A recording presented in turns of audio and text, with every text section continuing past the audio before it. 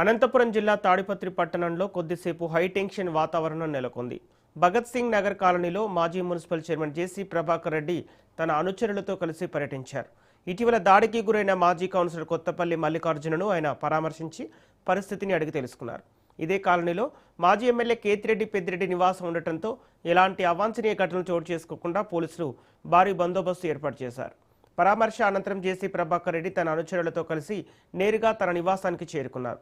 దీంతో ఎలాంటి ఉద్రిక్తత పరిస్థితులు తలెత్తకుండా జేసీ పర్యటన ప్రశాంతంగా ముగియటంతో పోలీసులు ఊపిరి పీల్చుకున్నారు.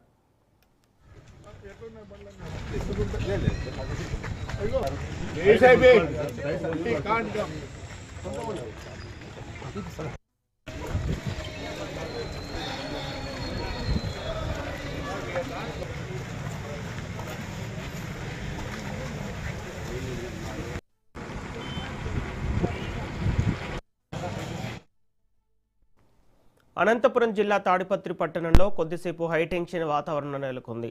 భగత్ సింగ్ నగర్ కాలనీలో మాజీ మున్సిపల్ చైర్మన్ జేసీ ప్రభాకర్ రెడ్డి తన అనుచరులతో కలిసి పర్యటించారు.